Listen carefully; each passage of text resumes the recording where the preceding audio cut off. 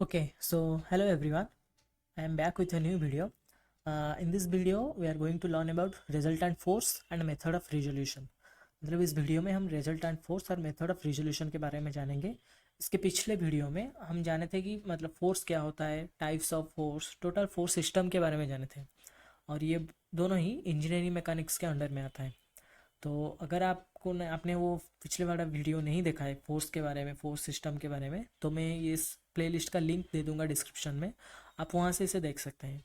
अगर आपको और भी जानना है इंजीनियरिंग मैकेनिक्स के बारे में तो मैं फ्यूचर में और भी वीडियो अपलोड करूँगा, तो आप सब्सक्राइब और लाइक कर सकते हैं. और एक बात, अगर आपको ये पीपीटी चाहिए और मेरे हैंड रिटन नोट्स भी चाहिए तो आप मेरे पिन कमेंट सेक्शन से उसे डाउनलोड कर सकते हैं. मैं उसका लिंक भी दे दूँगा. तो चलिए, फर्स्ट रिजल्टेंट फोर्स क्या होता है. If in a body more than one forces are applied, then we consider one force which is called resultant force, and this force is replace all the applied forces. मतलब एक body में अगर एक से ज़्यादा फोर्सेस अप्लाइड किए जाते हैं तो हम तभी क्या करते हैं, एक फोर्स को रिजल्टेंट फोर्स डिक्लेयर करते हैं. मतलब वो जो मोर देन वन लेट, मतलब एक बॉडी में दो फोर्सेस अप्लाइड किए गए हैं तो क्या होता है ना, हम एक ही फोर्स को उसका रिजल्टेंट फोर्स लेते हैं और वो दोनों ही फोर्स का, वो दोनों फोर्स मिलकर जो इफेक्ट डालते थे उस बॉडी में, ये रिजल्टेंट फोर्स अकेला ही वो इफेक्ट डालेगा. इसे कहते हैं हम रिजल्टेंट फोर्स. चलिए, वो जो फिगर में हम समझते हैं क्या है. पहले देखिए फर्स्ट फिगर में, फर्स्ट यहाँ पे इस वाले फिगर में यहाँ पे दो फोर्सेस डाले गए हैं. एक यहाँ पे 10 न्यूटन का और यहाँ पे 20 न्यूटन का. ये दोनों अप्लाइड फोर्स है. और राइट साइड फिगर में ये है resultant force. Right side figure में ये है रिजल्टेंट फोर्स. ये 30 न्यूटन हुआ. कैसे हुआ? क्योंकि ये जो बॉडी है, दोनों में एक 10 न्यूटन फोर्स डाला गया था, वो बॉडी के अंदर की तरफ डाला गया था.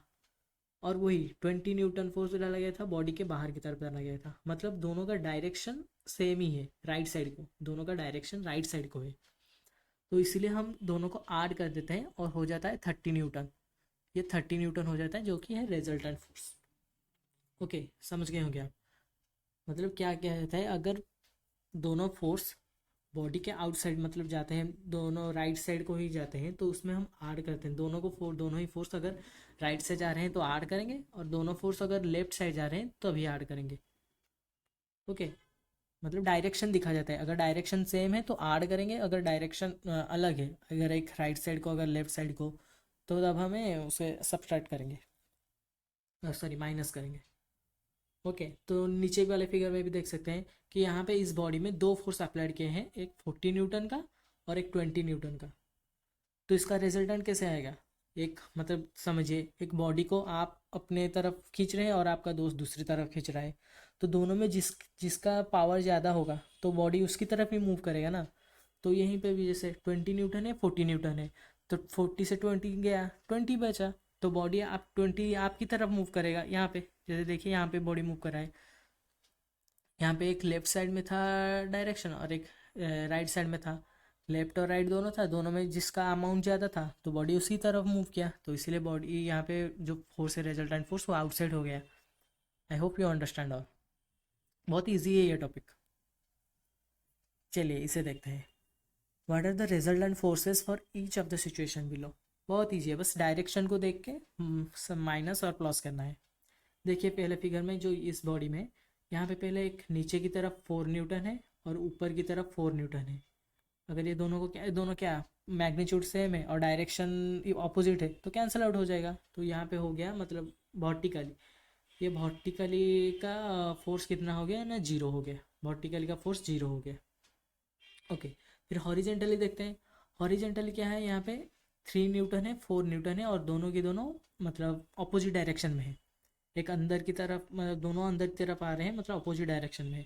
तो 3 न्यूटन, 4 न्यूटन, बड़ा कौन है? 4 न्यूटन. तो ऑब्वियसली बॉडी क्या करेगा, मूव लेफ्ट की तरफ मूव करेगा. ओके. बॉडी लेफ्ट की तरफ, लेफ्ट साइड की तरफ मूव करेगा. तो रिजल्टेंट फोर्स आ गया 1 न्यूटन, और वो भी लेफ्ट साइड को होगा. Okay. Now second figure. Second figure में क्या दिया है, एक 6 न्यूटन का फोर्स. ये 6 न्यूटन का फोर्स ऊपर की तरफ है, 5 न्यूटन का फोर्स नीचे की तरफ है. मतलब बड़ा कौन है? 6 न्यूटन. तो ये हो गया ऊपर की तरफ. और हॉरिजेंटली में दोनों ही 4 न्यूटन है और दोनों ही बाहर की तरफ मूव कर रहे हैं. मतलब दोनों ऑपोजिट है तो कैंसिल आउट हो जाएगा, ये दोनों कैंसिल आउट हो गए। तो सिर्फ एक ही फोर्स डाला है, तो इस बॉडी में सिर्फ एक ही फोर्स बचा है और वो है ऊपर की तरफ 1 न्यूटन का। तो यही हो गया हमारा रिजल्टेंट फोर्स। तो इसमें भी इसमें था कि हमारा इसमें था पहले फिगर में, ये था हमारा लेफ्ट की तरफ था और ये भी था 1 न्यूटन का। तो दोनों में ये है लेफ्ट की तरफ रिजल्टेंट फोर्स, ये है ऊपर की तरफ 1 न्यूटन का। ओके, बहुत ईजी है ये टॉपिक। नेक्स्ट नेक्स्ट क्या है ना, composition of forces many to one. अब यहाँ पर क्या क्या मतलब हमारा जो फोर्सेस होता है, जो मतलब एक बॉडी पे जो प्लेन में फोर्स है, वो सभी मतलब हॉरिजेंटली वर्टिकल नहीं होते, इंक्लाइंड फोर्सेस भी होते हैं। तो इसी का ये है कि composition of forces many to one, मतलब बहुत सारे फोर्सेस को एक ही फोर्सेस में कन्वर्ट करना है, और रिजल्टेंट फोर्स को उसे कहते हैं resultant force. The process of finding out the resultant force of A number of given forces is called composition forces. क्या कहा गया है कि मतलब कॉम्पोजिशन फोर्सेस क्या है, the process of finding out the resultant force, resultant force को find करना है नंबर ऑफ गिवन फोर्सेस के, मतलब 5, 6, 10, 12 जितने भी फोर्सेस दिए गए होंगे उन सब का एक ही रिजल्टेंट फोर्स निकालना पड़ेगा, और उसी प्रोसेस को क्या कहते हैं, कॉम्पोजिशन ऑफ फोर्सेस। और ये जो प्रोसेस है ना, ये बस मतलब थियोरिटिकली के लिए, प्रॉब्लम सॉल्व करने के लिए ये प्रोसेस नहीं है। प्रॉब्लम सॉल्व करने और लॉ ऑफ रिजोल्यूशन है, और एक दूसरा भी प्रोसेस है, पर कॉम्पोजिशन ऑफ फोर्सेस क्या है, ये थियोरिटिकली है, मतलब इसमें बहुत एंगल लेके करना पड़ेगा, तो बहुत कॉम्प्लिकेटेड है थोड़ा, बस जानने के लिए समझा रहा हूँ। देखिए क्या है ना, यहाँ पे पी पॉइंट है, ये जो पॉइंट है पी पॉइंट है, इस पी पॉइंट से हमारा क्या है ना, 4 फोर्स गए हैं पी पॉइंट से। एक है F1 force, F2 force, F3, F4 force, 4 force है। तो ये इस चारों फोर्स का हमें एक ही रिजल्टेंट मिलेगा, तो उसे हम कैसे कैलकुलेट करेंगे, मतलब कैसे बनाएंगे। तो पहले देखिए F1 फोर्स जो है, F1 फोर्स है, यहाँ पे भी सिमिलरली यहाँ पे P जैसा था, यहाँ पे भी P एक रखेंगे, F1 फोर्स ड्रॉ करेंगे। उसके बाद क्या करेंगे ना, यहाँ पे जो F2 फोर्स है, ये जो F2 फोर्स है, ये F1 फोर्स से जितना एंगल में है उसी सेम उतना ही एंगल से यहाँ पे ड्रॉ करेंगे। फिर F3 फोर्स यहाँ पे जितना एंगल में है सेम उतना ही एंगल से यहाँ पे ड्रॉ करेंगे। फिर F फोर्स जितना एंगल में है यहाँ पे उतना ही एंगल रख के यहाँ पे ड्रॉ करेंगे। तो लास्ट में क्या करेंगे, P से यहाँ तक जोड़ देंगे तो हो जाएगा। तो जो लास्ट में आएगा उसी को बोलते हैं क्या ना, रिजल्टेंट फोर्स। इसे R जो है ये है रिजल्टेंट फोर्स। मतलब ये चारों force F1, F2, F3, F4 मिलके जो इफेक्ट डाल रहे हैं P पर, ये R बाय रिजल्टेंट फोर्स अकेला ही उतना ही इफेक्ट डालेगा। तो इसे कहते हैं कॉम्पोजिशन ऑफ फोर्सेस। ये इतना इंपॉर्टेंट नहीं है, नेक्स्ट जो हम पढ़ेंगे वो बहुत इंपॉर्टेंट होगा। रिजोल्यूशन ऑफ ए फोर्स, इसमें क्या है, वन टू मेनी। हमने पिछली में पढ़ा था क्या, मेनी टू वन, मतलब बहुत सारे फोर्सेस को हम एक ही फोर्सेस में कन्वर्ट कर रहे थे। इसमें क्या करेंगे ना, एक फोर्स को हम बहुत सारे फोर्स में कन्वर्ट करेंगे, बेसिकली 2 फोर्स में। क्या कहता है ना, if one force is divided into many forces which have the same capacity like the given force is called resolution of a force। मतलब एक फोर्स दिया गया है तो उसी फोर्स को हम मोर देन वन फोर्स में डिवाइड करेंगे, और वो ही जो एक फोर्स जो ही इफेक्ट डालता था बॉडी पे, वो दोनों मिलके ही सेम इफेक्ट डालेंगे, तो इसे बोलते हैं resolution of a force. Okay, हाँ, तो वन थिंग हम जान लीजिए, नॉर्मली जो हमारा बॉडी होता है, हमारा क्या हॉरिजेंटली फोर्स रहता है या फिर वर्टिकली फोर्स होता है। मतलब देखिए यहाँ पे ये है एक प्लेन है, सॉरी ये के एक्स वाई प्लेन है। ओके, एक्स वाई प्लेन है, यहाँ पे ये वाई है और यहाँ पे ये एक्स है।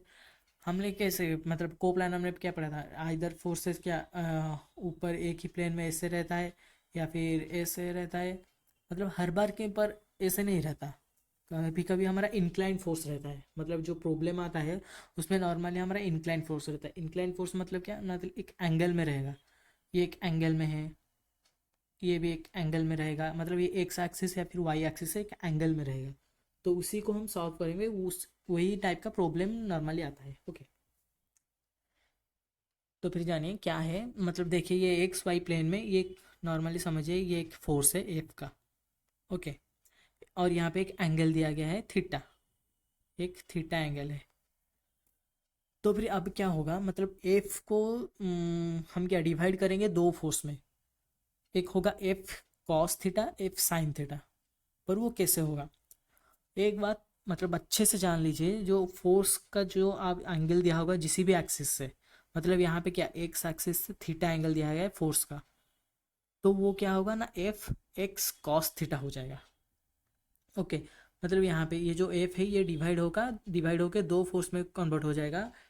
वेट, यस, एक है यहाँ पे, एक ये बन जाएगा, और एक इस साइड ऊपर की साइड ये एक बन जाएगा। फिर ये जो नीचे की साइड होगा उसे कहेंगे हम एफ कॉस थीटा, और जो ऊपर की साइड है उसे कहेंगे हम एफ साइन थीटा। ओके, नीचे की साइड है जो है वो है एफ कॉस थीटा, और ऊपर की साइड बनेगा एफ साइन थीटा। क्यों? क्योंकि जो एंगल है, एंगल जिसी भी एक्सिस के साथ एंगल दिया गया होगा उसी को, उसी साइड में जो फोर्स हम का होगा उसे हम एफ कॉस थीटा बोलेंगे, और उसके अपोजिट में जो होगा एफ साइन थीटा बोलेंगे। ओके, बहुत ईजी है, समझिए। नाउ हम इसे थोड़ा अच्छे से देखेंगे इस फिगर में, जो मेरा ड्राइंग है उसी में देखेंगे, हैंड रिटन ड्राइंग है। यस, इसमें क्या गया है कि देखिए यहाँ पे ये है, ये एक्स वाई एक्सिस है, एक्स वाई एक्सिस है, अच्छे से देख लीजिए। तो यहाँ पे एक्स वाई एक्सिस में ये एक फोर्स है एफ का। ओके, ये फोर्स है, बाकी कुछ मत देखिए, मैं जो बोल रहा हूँ उसी को देखिए कि ये एक एफ का फोर्स है। ओके, तो एफ फोर्स है, हमें एफ को टू मतलब दो पार्ट में डिवाइड करना है। एफ होगा, एक होगा यहाँ पे एफ एक्स, और यहाँ पे एफ वाई। हमने एफ एक्स और एफ वाई पढ़ा था, एफ वाई है, और यहाँ पे एंगल दिया गया है थीटा। तो थीटा एंगल दिया गया है एक्स एक्सिस के साथ, तो फिर हमारा जो फोर्स होगा वो कैसा होगा, एफ कॉस थीटा होगा। एफ कॉस थीटा होगा, और वो भी एक्स एक्सिस में, यहाँ पे एफ कॉस थीटा, और ये होगा एफ साइन थीटा, क्योंकि इसका एंगल नहीं दिया गया है। जिसका एंगल दिया गया होगा उसी को कॉस थीटा लेंगे, जिसका एंगल नहीं दिया गया होगा उसको साइन थीटा लेंगे। तो हमारा फोर्स है एफ, इसको डिवाइड करेंगे दो पार्ट में, एक होगा एफ कॉस थीटा, ये है एफ कॉस थीटा, और ये होगा एफ साइन थीटा। ये दोनों मिलके वही इफेक्ट डालेंगे जो कि ये अकेला फोर्स डालता था। ओके, हमने पिछले वीडियो में पढ़ा था ट्रांसमिसिबिलिटी फोर्स के बारे में, मतलब एक लाइन ऑफ एक्शन में फोर्स कहीं पे भी मूवमेंट कर सकता है, कहीं पे भी। और एक बात, जो फोर्स होता है इसका डायरेक्शन क्या, आउटसाइड है, इस पॉइंट से इसका डायरेक्शन आउटसाइड है। तो जो भी इसका जो दो फोर्स जो बनेंगे उसका भी डायरेक्शन आउटसाइड ही रहेगा। ओके, उसका भी मतलब डायरेक्शन क्या, आउटसाइड ही रहेगा। अगर ये फोर्स इनसाइड रहता, अगर मान लीजिए ये फोर्स हमारा इनसाइड है, तो इसका जो दो फोर्स बनेंगे वो दोनों भी इनसाइड ही बनेंगे। ओके, ये जो दो फोर्स बनेंगे इसका, ये भी इनसाइड ही बनेंगे। I hope you all understand easily. Okay, जो ट्रांसमिसिबिलिटी में पढ़ाया था कि जो फोर्स होता है वो लाइन ऑफ एक्शन में कहीं पे भी मूवमेंट कर सकता है। तो यहाँ पे बताया गया है कि देखिए ये है इसका लाइन ऑफ एक्शन, ये फोर्स का ये है line of action. Line of action इसे कहते हैं। तो ये जो फोर्स है, एक फोर्स है, वो इसी लाइन ऑफ एक्शन में कहीं पे भी मूवमेंट कर सकता है। तो मान लीजिए यहाँ पे ये फोर्स जो है वो यहाँ पे मूवमेंट कर गया है, तो अभी इसका क्या होगा, यहाँ पे कैसे हम दो फोर्स करेंगे, तो सेम है, कोई प्रॉब्लम नहीं। ये जो थीटा एंगल दिया गया था ना, वही थीटा एंगल हम यहाँ पे ले लेंगे, समझेंगे कि ये कॉस एक्स एक्सिस में है, तो वही हो जाएगा एफ का एफ कॉस थीटा, और यहाँ पे हो जाएगा एफ का F sine theta, outward direction में हो जाएगा। बहुत ईजी है। फिर उसी को हम यहाँ पे भी ले सकते हैं कि हमारा जो फोर्स है वो समझे कि यहाँ आ गया है, तो ये भी उसी प्रकार हो जाएगा F cos theta F sine theta. एक बात अच्छे से याद रख लीजिए कि जहाँ पे भी एंगल दिया गया होगा उसी को कॉस थीटा, और जहाँ पे एंगल नहीं है उसको साइन थीटा लिया जाएगा। ओके, नेक्स्ट स्लाइड में जाते हैं। ये एक प्रॉब्लम टाइप का है, अच्छे से इसमें क्लियर हो जाएगा आपका माइंड कि कैसा होता है। देखिए, ये है फर्स्ट, ये पे है, ये है वाई एक्सिस, और ये है X axis, sorry Y axis, इसमें ये है वाई एक्सिस, और ये है एक्स एक्सिस, और यहाँ पे गया है ये एक फोर्स पी फोर्स है। और यहाँ पे पिछले वाले वीडियो में, सॉरी पिछले स्लाइड में हमें क्या एंगल दिया गया था, यहाँ पे एक्स एक्सिस में एंगल दिया गया था, इसलिए हम क्या गए थे, एफ कॉस थीटा ले गए थे। जिसमें एंगल दिया गया उसी को लेते हैं कॉस थीटा। पर इसमें क्या गया है कि यहाँ इसमें थीटा जो है वो ऊपर की तरफ दिया गया है, यहाँ पे दिया गया है एंगल दिया गया है ये वाई एक्सिस के साथ। तो यहाँ पे क्या होगा, जो हमारा फोर्स है पी वो हो जाएगा ऊपर की तरफ कॉस थीटा। यहाँ पे देखिए, यहाँ पे दिया गया है ना पी कॉस दिया गया है, यहाँ पे पी साइन दिया गया है। क्यों? क्योंकि जो एंगल है वो ऊपर की तरफ है, वाई एक्सिस में एंगल दिया गया है। एक्स एक्सिस में अगर एंगल दिया होता तो एक्स में होता कॉस थीटा, पर वाई में दिया गया है, इसलिए पी कॉस ऊपर की तरफ हुआ है और नीचे की तरफ पी साइन हो गया है। Okay, easily understand this. Thank you. Next next में क्या है, ये एक मतलब और थोड़ा कॉम्प्लिकेटेड है, थोड़ा इजीली मतलब जानेंगे इसमें क्या क्या है। ये है एक वही, ये है क्या, वाई एक्सिस, और ये है एक्स एक्सिस, और ये है फोर्स। ये फोर्स है एफ का। यहाँ पे क्या किया गया है कि दोनों दो एंगल दिए गए हैं, एक है अल्फा यहाँ पे और एक ये है थीटा। तो कैसे करेंगे इसे, दोनों के पॉइंट ऑफ व्यू से करेंगे, मतलब थीटा की पॉइंट ऑफ व्यू से भी कर लेंगे और अल्फा की पॉइंट ऑफ व्यू से भी करेंगे। पहले देखते हैं अल्फा की साइड में। अल्फा की साइड में क्या गया है, पहले जो मैं बोला था ना, जहाँ पे भी एंगल होगा उसी को हम कॉस लेंगे। तो इसमें पहले अल्फा को अगर लेंगे तो इसका क्या होगा ना, एफ कॉस फाई, यहाँ पे F cos phi. Okay, F cos phi, तो एफ फाई के sorry F cos alpha, F cos alpha हो गया। तो अल्फा के पॉइंट ऑफ व्यू से ऊपर की तरफ क्या होगा ना, F sine alpha. F cos alpha यहाँ पे है तो एफ साइन अल्फा यहाँ पे होगा ना। हाँ, फिर थीटा की, थीटा थीटा को कर लेंगे, थीटा को लेंगे तो एंगल अभी कहाँ पे, साइन की तरफ है, मतलब सॉरी वाई की तरफ है, ऊपर की तरफ है ना। तो यहाँ पे हो जाएगा F cos cos theta, F cos theta. और वही नीचे की तरफ क्या हो जाएगा ना, F sine theta, F sine theta. Okay, easily understand you can, very easy topic is. जहाँ पे भी बस एक बात याद रखिए, जहाँ पे भी एंगल होगा उसी को कॉस ले लेंगे। ये यहाँ पे अल्फा का है इसलिए एफ कॉस अल्फा, और ऊपर की तरफ एफ साइन अल्फा। फिर ऊपर थीटा को कर लेंगे तो एफ कॉस थीटा, क्योंकि थीटा जो है ऊपर की तरफ दिया गया है। फिर जो नीचे की तरफ F sine theta. Okay, next, ये की पॉइंट है, इसे अच्छे से याद रखिए, जब कैलकुलेशन के टाइम में ये बहुत काम आएगा। If a force is horizontal then it's vertical component will zero. If a force is in vertical then its horizontal component will zero. So the moral is any force has zero effect in its perpendicular direction. Okay, Hindi में बता देता हूँ क्या है। मतलब किसी अगर एक फोर्स दिया गया है हॉरिजेंटल ही है, तो उसी फोर्स का भी क्या, दो ही पार्ट होगा ना, मतलब जो कोई भी फोर्स हो उसका हम दो पार्ट डिवाइड कर सकते हैं, एक एफ कॉस थीटा, एक एफ साइन थीटा में। तो जो भी एक हॉरिजेंटल फोर्स है, अगर एक फोर्स हॉरिजेंटल ही काम कर रहे हैं, बताता हूँ रुकिए। यस, ये जो फर्स्ट फिगर है, इस फिगर में ये है वाई डायरेक्शन, ये है एक्स डायरेक्शन। तो इन दोनों में ये एक फोर्स डाला गया है यहाँ पे, ये एक फोर्स है। तो ये फोर्स क्या काम करता है ना, हॉरिजेंटल ही है। अब ये एक्स एक्सिस में है ना, तो ये हॉरिजेंटल ही है।